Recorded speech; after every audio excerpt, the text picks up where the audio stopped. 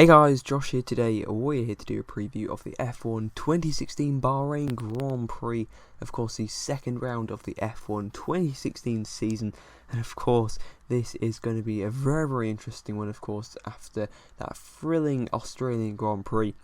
It's going to be interesting to see who is going to come out on top in Bahrain. Of course, the past 2 years have belonged to Lewis Hamilton, but of course 2014 was a really close one, and kind of last year as well, Ferrari really did manage to challenge Mercedes all the way, and actually Kimi Räikkönen managing to split the Mercedes in the end. Kimi Räikkönen having one of his best races last year in Bahrain. He also had a great 2012 and 2013 Bahrain Grand Prix, so it's a track Kimi Räikkönen really likes, and certainly one Hamilton likes as well. Of course, he's won here for the past 2 years. Vettel as well won back in 2013 and 2012 as well. So Sebastian Vettel definitely one to watch around here, as is Lewis Hamilton and as is Kimi Räikkönen as well. It should be quite tough for Nico Rosberg. He doesn't always run that well around Bahrain, but of course he's going to be really up for the fight, of course, after winning the first round of the season. In terms of tyre selections then for this race, well, we got 3 sets of mediums for the Ferrari and Williams drivers, and just 1 set of mediums once again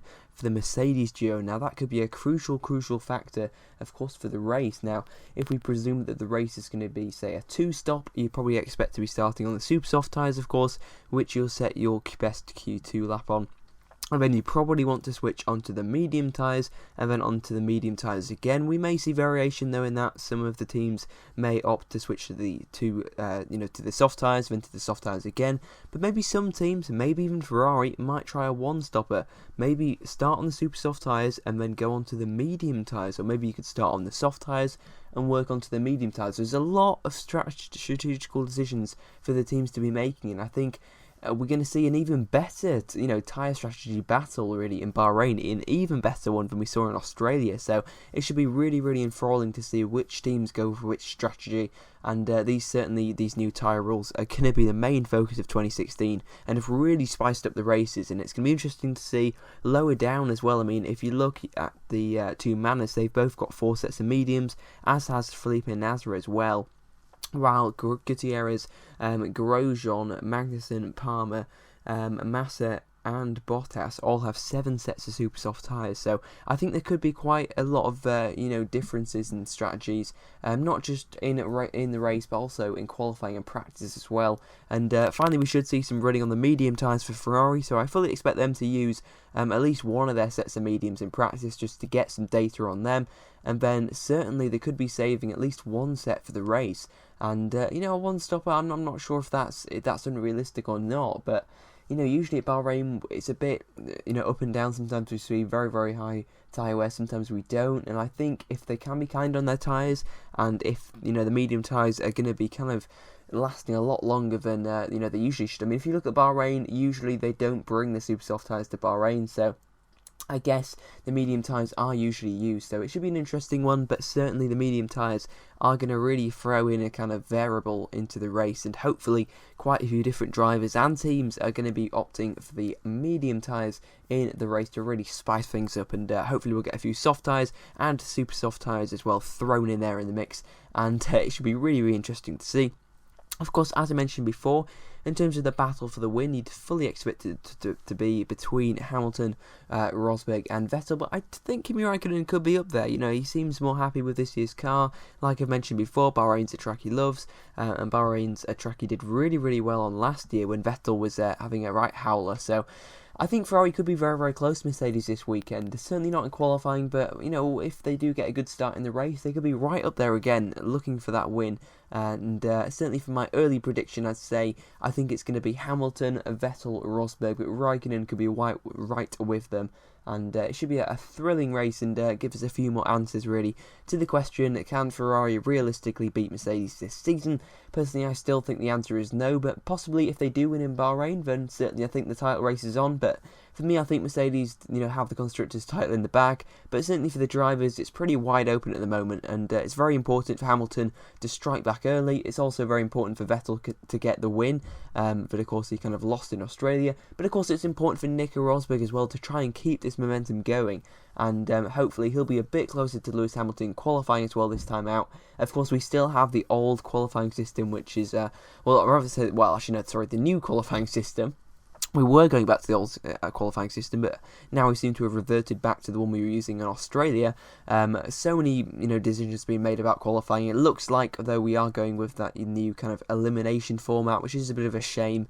A bit of an outrage, really, but they said they were going to go back to the old one, and then they couldn't agree on it, so then we're going, to this new format. We're going back to the old, to the new, back to the old, and now, we're going with this new format, so we'll see how that turns out. Hopefully, it should be a better qualifying, because the teams should be able to kind of do the calculations a bit better, and we should see more cars out on the track in Q1 and Q2 at the right times. We shouldn't see stuff like Gutierrez or Grosjean getting knocked out before they've even finished their lap, and hopefully, teams and drivers won't be caught out as much.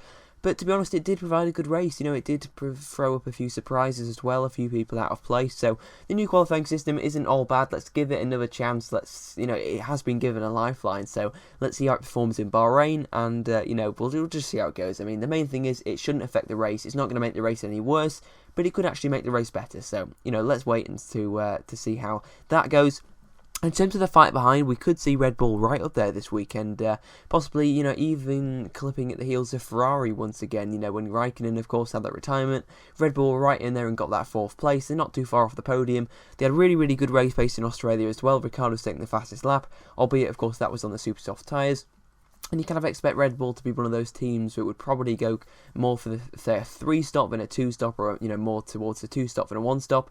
And that doesn't actually always hurt them, because they do have a really, really tidy race car. Also, that Renault power unit as well does look close to the Mercedes and the Ferrari. But the main thing is they look close on the straights, which is really, really good to see. It means they're not going to just be blasted past by, the Williams or the Force India. They're actually going to be able to take it to them and pass them, just like we saw in Australia. So that should be a very, very good weekend for Red Bull. They usually run pretty well around Bahrain. It's not the perfect track. It's also a track that Force India usually run very, very well at. So expect Force India to be, fairly high, but I certainly wouldn't say they're going to be anywhere near the podium or kind of top 5 or 6. I'd say realistically lower end of the points for Force India once again. Hopefully, though, a better weekend for Sergio Perez, who had a bit of a howler last time out in Australia. And Nick Hülkenberg as well should be right up there. He's pretty decent at Bahrain, but certainly not his favourite track. In terms for Williams, Bahrain's a decent track for Williams as well, but certainly not the best. And we should see Massa and Bottas probably in the lower end of the points. Maybe kind of 6th, 7th, 8th, kind of in the race. It's going to be difficult to judge, really. It's kind of hard to tell where they are. But one team that should be very, very strong this weekend is Toro Rosso. Bahrain should kind of play to their strengths, and certainly they could be right up there as the 4th or 5th quickest team. And they really, really do need to secure some big points. They lost out big time in Australia, and it's a great chance for them to get back some much deserved and needed points in Bahrain. As for Sauber, Manor and Haas in the battle at the back, well, I say battle at the back, but I think Haas have kind of exceeded my expectations, and I think they're actually not at the back anymore. I think they are the lower midfield. I think they've kind of stretched their legs over Sauber and Manor. Sauber and Manor do seem to be at the back fairly comfortably, really, and I think they're both going to struggle to score points this weekend, but certainly McLaren, Renault and Haas should be right up there in the lower end of the points, trying to fight for probably a 9th or a 10th in the race, all the way down to probably 13th or 14th. So should be hopefully a better weekend as well for Gutierrez and Alonso. Of course, we didn't really get to see their pace in Australia, of course, as they had a huge incident, of course, about 19 laps in or so. So hopefully we'll see more from them. Hopefully we'll see the continuation of this great battle between the two Toro Rosso's drivers. That should be a very, very interesting one. And also, of course, down at Renault as well, can they score their first points of their new kind of venture as a works team once again? I think Palmer and Magnussen should be right up there. Big weekend for Magnussen as well, because of course he was kind of completely overshadowed by Palmer last weekend. Same for Pascal Wehrlein as well. In qualifying, he needs to get ahead of Arianto, and hopefully in the race, he won't be hampered by as many brake problems. Same for Felipe Nasr as well. Let's hope we get to see more of the Sauber and Manor in Bahrain, because we really didn't get to see the full potential of them, just like we didn't get to see the full potential of Haas in qualifying. So let's see if they can get into Q2 or not. McLaren looking pretty decent, certainly in qualifying, but in the race they did kind of drift off. So hopefully with both of their drivers staying out of incidents, we should see a bit better reflection of their true race pace in 2016. And I think that's pretty much it then for all of the 11 teams then. Should be a great Bahrain Grand Prix. I do think it's going to be a really, really good race. Not up there with 2014. I don't think we're going to be seeing battles for the lead and, battles all the way through the field. In terms of kind of on-track wheel-to-wheel racing, but we should see a really, really good strategical fight once again. I think an even better one, and there's certainly so many variations in tyre strategies, it's kind of tough to say what it's going to be really in terms of a 2-stopper or a 3-stopper. Are we going to see super soft, soft, medium? Are we going to see super soft events? Is someone going to do a 1-stop and start on the soft and go to the mediums? There's so many variations, could maybe Force India go for that 9th and 10th in Q2 and then start on the soft tyres and then, go onto the medium tyres just for 1 stop and go to the end of the race. It's certainly a possibility. I kind of hope this week we don't see a red flag or a safety car, which is weird because I just want to see a tyre strategy, a strategical battle play out, and it certainly should be a good one this weekend at Bahrain. So, as I mentioned before, my prediction is Hamilton, Vettel and Rosberg. That's my podium prediction, and I think Hamilton for pole and the fastest lap as well. Also further down, I think Haas are going to do really, really well once again. I think we'll score points again this weekend. I think Renault are probably just going to miss out once again. I think McLaren should be right up there. I think Toro Rosso should secure a few more points than they did last time, and hopefully will actually capitalise on that great car they have early on in the season, because of course as the season wears on it's going to be very, very tough for them to stick with the front guys. Anyway, that's pretty much it then. You got my prediction, but you guys can let me know your top 3 down in the comment section below. Until next weekend then, of course, the Bahrain Grand Prix. Hope you guys have a wonderful week, and goodbye.